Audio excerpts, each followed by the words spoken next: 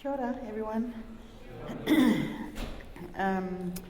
I'm from BYU Hawaii, and I'm an assistant professor in the EIL department.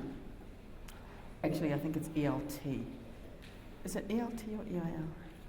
It's ELT today, the English Language Teaching Department.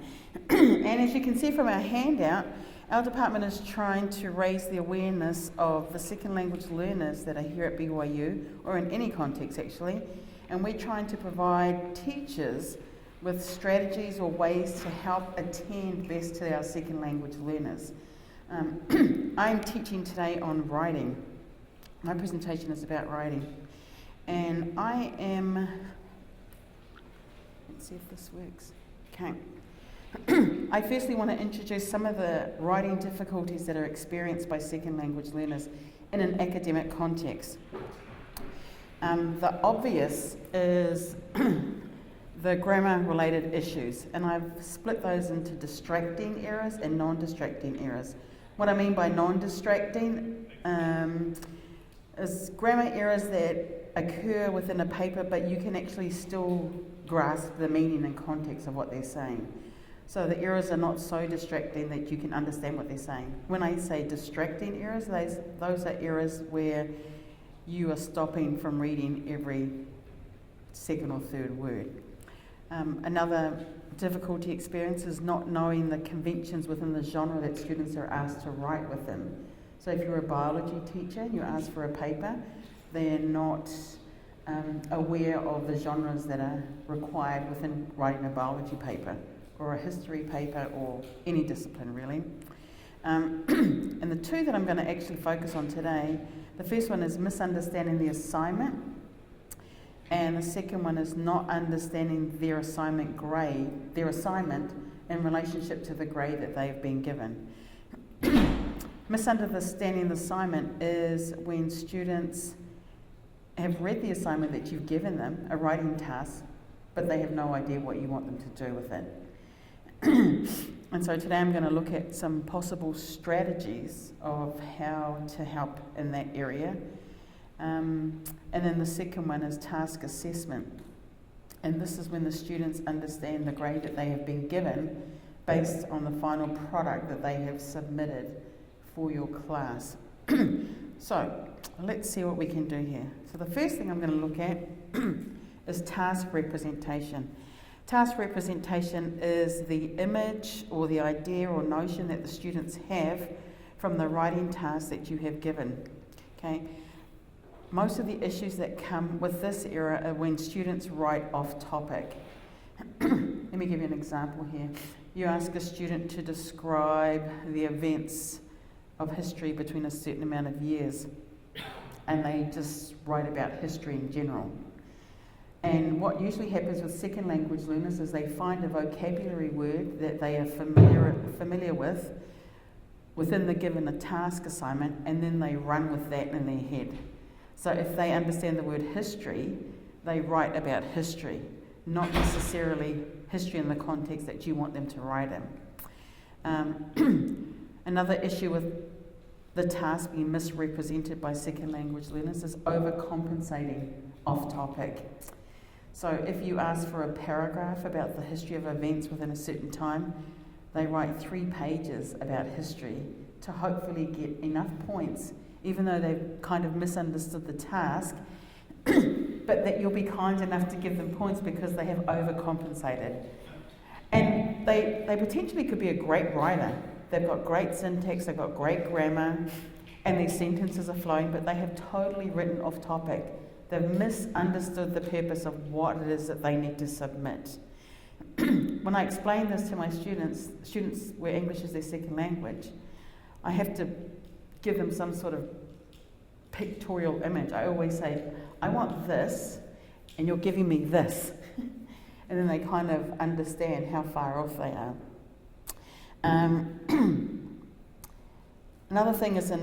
Another issue is they just have a very unclear representation of the task. They kind of have an idea, but second language learners integrated in with native English speakers sometimes have a fear of asking questions And being Polynesians, a few of the Polynesians kind of like to make fun of each other. They say, you ask, and then one of the Polynesian kids would ask and it's wrong, and they would all laugh. And what would happen? Everybody got a good laugh, but everybody still does not know what the task is that has to happen. I always tell students in my EAI classes that this is the class to make mistakes, so that when you integrate with native English speakers, you are good to go. So we have a lot of mistakes in my class, but we learn from them. It's great. The last thing I wanted to talk about, why a task is misrepresented in a second language learner's head, is because the instruction that has been given to them about the task is implicit, has been given implicitly as opposed to explicit. And I've raised these issues because I think realizing these as an instructor, you can easily make changes without me even giving you some possible strategies. As an instructor, you should think, well, did I really give them a good representation in their mind of what the task is? And what did I do to do that? Yesterday when I was listening to the deeper learning, I was learning myself as a teacher. Am I giving them deeper instruction? Am I doing a good job? And I won't tell you what my assessment was, but there's a lot of room for improvement. So, some possible strategies. The first strategy I want to talk about is what we call an MOU, a Memorandum of Understanding. And this is where students provide evidence that they have understood the assignment. I've done this in a few classes, and I've either done it when I have a huge writing assignment due at the end of the semester. Throughout the semester, I will ask my students to write a MOU, a paragraph, at different times in the semester. Right at the beginning when I give the task, and then maybe mid-term, so that I know that they still have that same understanding. And what I do is, are you going to make it bigger? Thank you. And what I do there is, if I have 15 students in the class and I get 15 MOUs and all MOUs tell me that they have a good understanding of the assignment, I do not address it. But if I have 10 students, or the majority of the students have a misconception about one part of my writing assignment, then I address it. I don't address every single student's problematic area. I address what the majority of the class have a problem with. And I only look at the deficiencies. Okay? Another possible, so you could do that in the form of a paragraph, you can do that in listing points, but what it is, it's some evidence that provides me they understand the written task that I have given them. The second thing is explicit instruction with examples of the main genre rhetorical features. I talk about genre because it depends on the discipline with which you teach within. If you teach in a physics class versus a history class, I'm sure written tasks are different. Physics might be just describing the process of what happened with chemicals. I don't know what they do in physics. They play with liquids and stuff. And in a history class, it could be describing some events, or biology could be describing the process of photosynthesis. But the MOU gives you a really good understanding of whether they understand it. The explicit instruction with the examples of main genre rhetorical features, you would say, if you're asking for just describing a process, you would say, this is what I expect. Numbered bullet points, transitional phrases in between processes. And it's interesting, a little bit of this is based on my PhD research, and a little bit of the literature that I have read says that professors actually don't know what a good example of the writing task they have assigned until they've seen a student's piece of writing. And they say, oh yeah, this is what I want. When ideally, the professor should have a good idea in their mind of what they want before they assign the task, so that students can work towards that. But most professors have said, oh, this is a good example. And then they see someone else, oh, this is a good example. And they have variations between the two that are both acceptable. Do students know that? Not necessarily. And so when I put here examples of main genre rhetorical features, it'll be good if students could see, here's a good example because of this, and here's a good example because of this. And so that's a good possible strategy to use when you're introducing the assignment, to ensure that students have a good representation of that task in their head. The last thing I want to talk about is peer review of assignment understanding. So the students could do an MOU, or they could do some sort of writing that says they understand the assignment. You give them a rubric, and their peers actually review their understanding of the assignment. And you say with the rubric, okay, these are the 5 things I want in the paper. Has this person mentioned the 5 things? And you also give them a grade. If they have, they get an A. If they have, they get a B, so on and so on.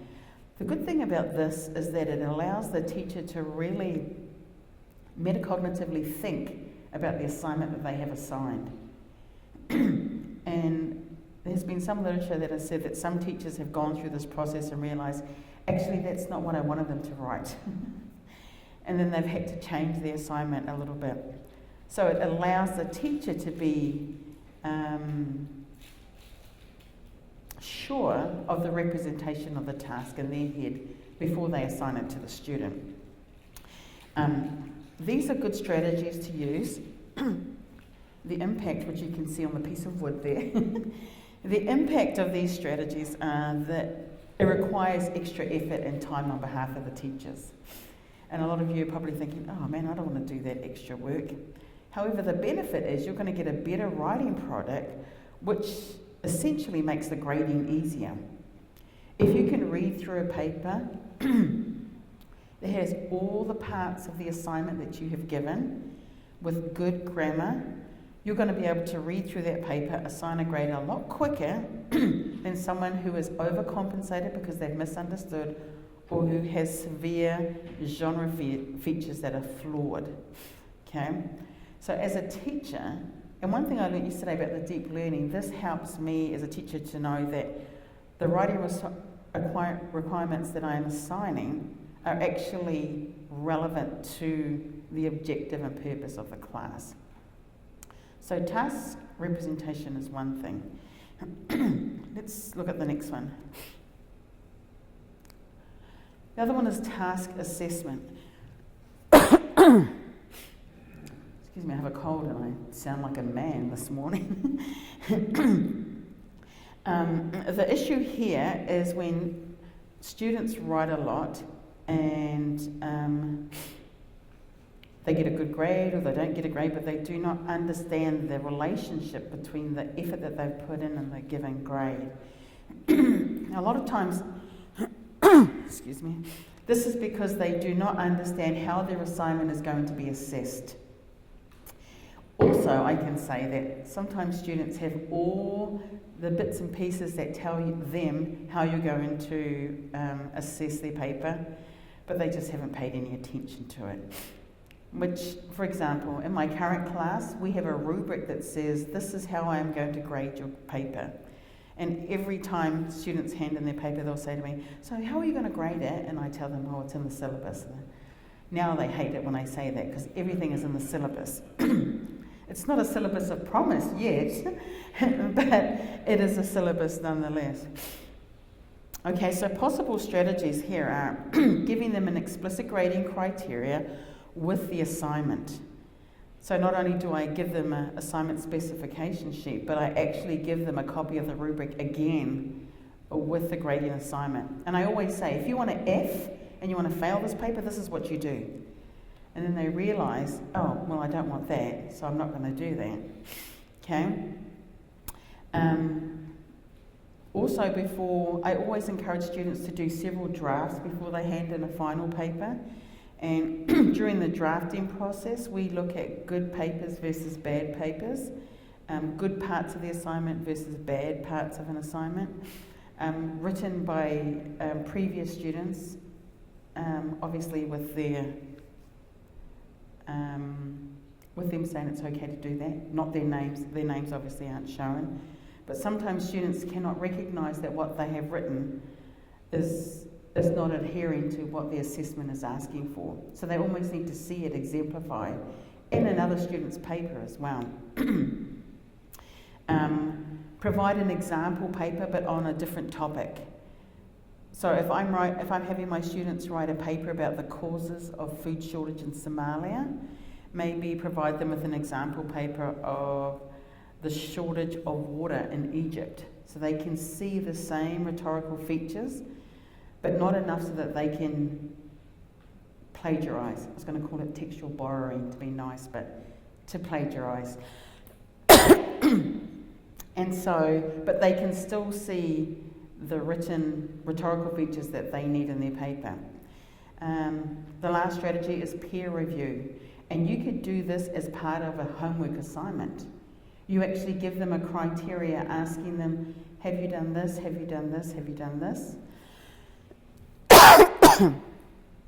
And I usually do this in class with second language learners, but I have done this for homework as well. I actually have the students switch papers. They read through the whole paper first, and then they come up and then they get the criteria that they grade the other student's paper on. They go through and ask the questions that determine whether they have met all the requirements of the written task, and then, thank you so much. And then they go ahead and determine what grade the student should get against the rubric. One thing I found really helpful with this is that by the time I see their paper, someone else has read it, given them a grade. I can look what the other student has said. They have to provide evidence of why they've given that particular grade. And you have a question, Andre? Yeah. I've tried to do that same type of thing that you're talking about. The peer review? Yeah. Mm-hmm. For me, it hasn't worked so well. The reason being is because students are too kind. Okay. Even with me trying to lay the foundation, it's a gift, giving some criticism because it helps grow and develop and improve. And so for me, it hadn't worked out as well as I thought. So I actually don't do that anymore. Okay. But I'm interested in hearing what some of your thoughts might be. If I was to reintroduce that, what might be something different that I could do or refine that skill of using the peer review? Okay, that's a great question. One thing I do is I do a whole session on peer review itself, having the students understand what peer review is. We actually go through a model of the paper together. We look at students' answers. We have a discussion, why you put this answer, why you put this answer. Here's a better answer. Oh, that's a great answer. And I would be happy to help you out with that in your class as well. Well, I think one thing that helps is give them a peer review sheet. So don't just say peer review, but give them things that you want them to specifically do. Yes. So have them circle the thesis statement. If they can't find the thesis statement, then there's not going to be something circled. Have them underline the topic sentences in the supporting paragraphs. And that's what our peer review sheet does. So they actually read through the whole paper first. They don't even look at anything. It's really quiet in the classroom. Then they come up and they get the paper. And sometimes I even say they have to bring different coloured pencils. I read in a blue. If you can see the topic sentence, underline it in red. Circle the main idea in that topic sentence that relates to everything. And so there's lots of writing. There's lots of circling, underlining that tells the other person, yes, I can read your paper. And for this reason, I give you this grade. The good thing for me as a teacher, I had to really go through and itemize what it is I was going to be looking for in that paper that they would individually have to look for. So the peer review session takes a whole period. But when they are good to go after our second paper, our third paper, they do peer review on their own. So I actually assign the partners too, so that they're not with students who speak their same first language. I assign students with a similar level as well, and of proficiency. And I know that's a little harder to detect in a discipline classroom, where it's easier to detect in a second language learning classroom. So there's a few things taken into consideration. And I have several rubrics of papers too that I can help you with there. Great question though. The peer review process actually becomes part of the grade of that final piece of paper. So they have to do a range of things to get to that point of their paper, and so it makes them understand how pivotal the review from their classmates are. I've had some students in the past who have said, well, I don't think that student can give me good feedback.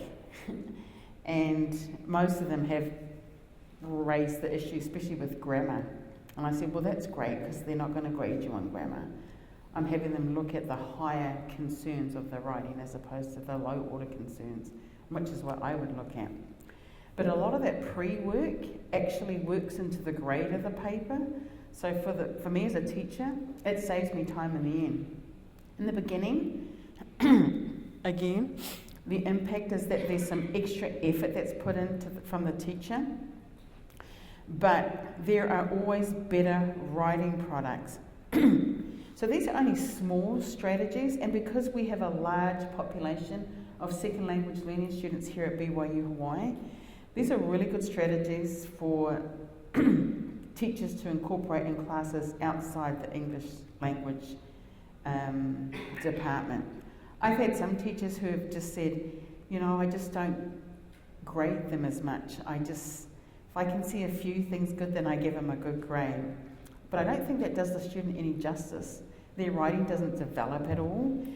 But on the flip side, I can understand that teachers in various disciplines are not writing teachers.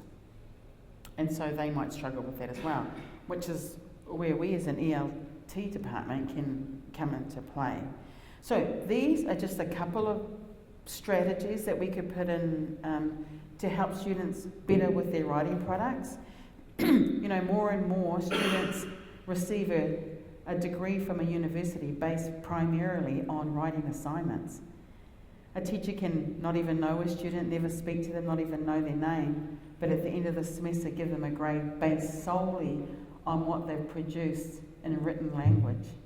So that's why I think it's important that students are given an opportunity with the deeper understanding of what their task is to learn about the content as well, and not just treat it like a writing assignment. So, any questions? Okay, cool. Oh, yes. If you've given the students feedback more than one time and they're continuing to make the same mistake, what's being lost there? Okay, that is a great thing. Great question. And I'm going to answer this from a PhD perspective. My research is all about writing difficulties, and a lot of the literature that talks about writing pedagogy for second language learners specifically is that we teach them how to write process writing. This is how you draft, this is how you plan your writing, this is how you draft, this is how... And they teach those things over and over again and without really identifying the things that are problematic. My research looks at attending to things that are problematic only. So if I see within a paper, I want a good introduction, I want these things in the introduction, I want these things in the conclusion, I want propositions for the argument, I want development of the argument, and the only thing that's glaring out of the majority of the students how to articulate the argument well in argumentation, then that's the only thing I would work on. So what I do is I look at my class as a whole. Out of that last assignment, what was the most problematic thing, the major problematic thing, and I address just that. And most times it only occurs again with the struggling student right from the beginning, and I just pull that kid out one-on-one. There have been a few times where the writing difficulties have still occurred, but their writing as a whole actually develops a little bit better. But I like to target what's most problematic in the course of that writing assignment and just deal with that. Does that kind of answer your question? Yes. Yeah.